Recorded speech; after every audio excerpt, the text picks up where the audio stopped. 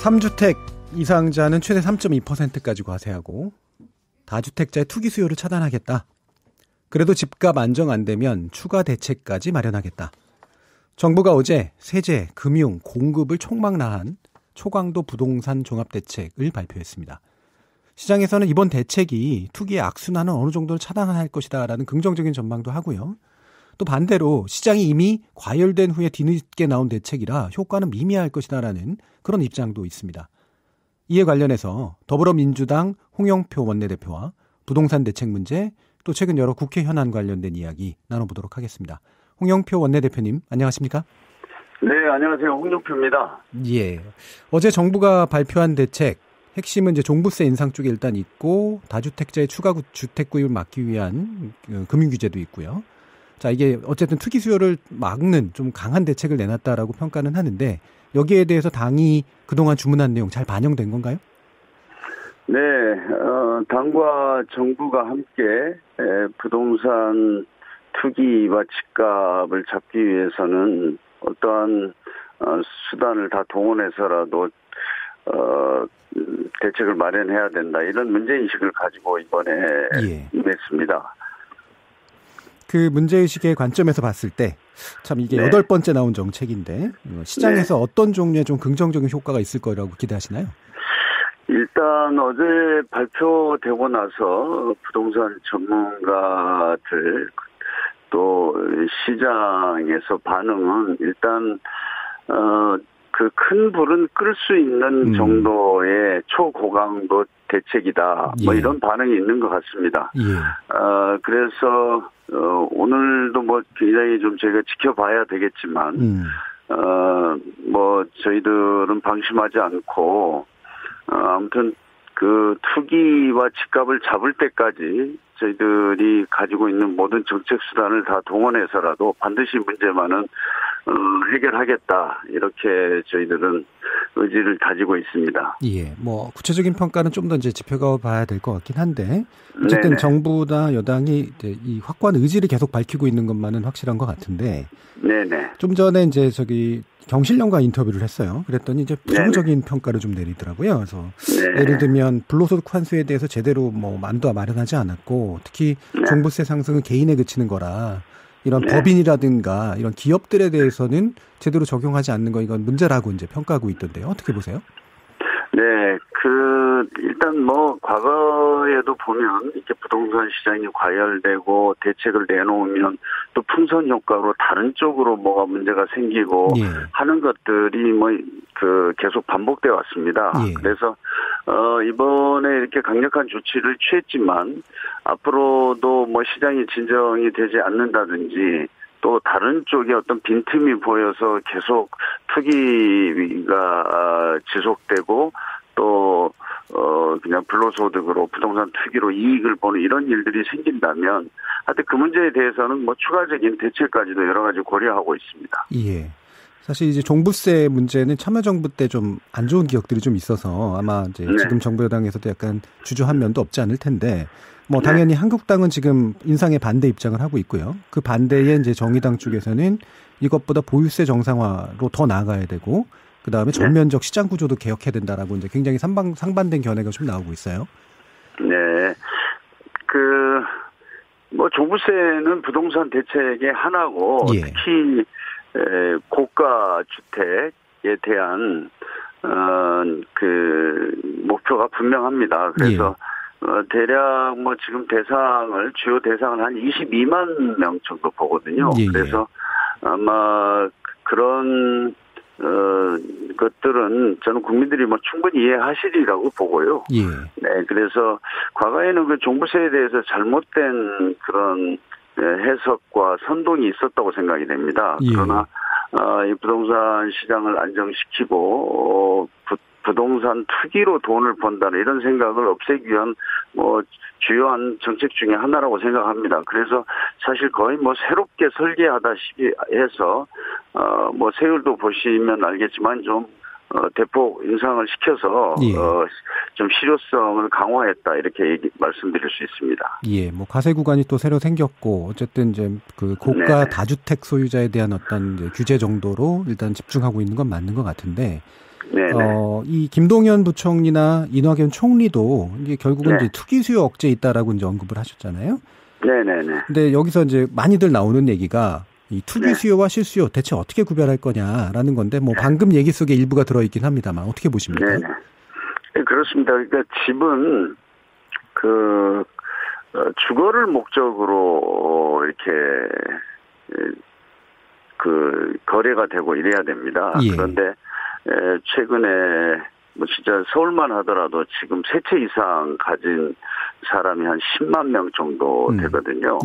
뭐 그런 식으로 부동산을 돈 버는 수단으로, 투기의 수단으로 이렇게 인식을 하고 그것이 부동산 시장을 과열을 시켜서 부동산 정책을 저희들이 강력하게 내놓지 않으면 안 되는 이런 상황이 있다고 생각합니다. 그래서 하여튼 문재인 정부와 민주당에서는 하여튼 부동산 투기로 돈을 버는 것은 반드시 막겠다라는 것을 다시 한번 분명하게 말씀을 드립니다.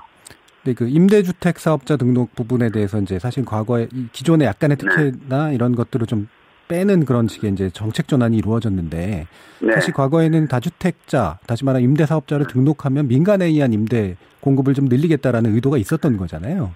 그렇죠. 근데 이번에 그 전환이 된 배경은 뭐예요? 과거에 이제 공급도 중요하기 때문에 안정적으로 또 집을 살 수 없는 분들이 임대를 한 8년 정도라도 이렇게 보장이 돼서 이렇게 할 수 있도록 그런 쪽으로 유도하려고 제도를 만들었는데 이게 최근에 부동산 시장의 급등과 맞물려서 그걸 악용해 가지고 이렇게 임대사업자로 등록하고 혜택을 보는 뭐 이런 것들이 있어서 특히 이번에는 대출을 대폭 줄였고요. 대출을 강화했고 대출 조건을 강화했고 또 거기에 대해서 그것도 특이성 그런 어떤 임대사업자들에 대해서는 분명하게 그런 불로소득을 무한정 허용하지 않겠다. 이런 신호를 저희가 분명하게 보낸 겁니다. 임대사업 등록자들 가운데 이제 투기성 있는 부분들에 대한 어떤 제한을 하겠다. 이런 쪽인 거죠. 네네. 자, 그러면 이제 공급 쪽에 대한 이야기도 이제 드디어 나왔는데 사실 이제 그린벨트 해제 관련해서 이제 서울시와 이견이 좀 있어 보이긴 하거든요. 이게 조율 가능한 이야기입니까? 저는 충분히 조율 가능하다고 봅니다. 이제 서울시를 포함한 지자체로서는 사실 그린벨트도 유지해야 될 필요성들이 충분히 있죠. 그래서 그러나 또 지금 3등급 이하의 그린벨트 지역 같은 경우는 이미 사실 훼손이 다 돼서 사실상 그린벨트로서 기능하지 않는 데도 많이 있습니다. 아주 많지는 않지만 그런데도 좀 활용을 할 수밖에 없다고 보고요. 또 그 외에도 좀 다양한 저희들이 방안들을 지금 강구하고 있습니다.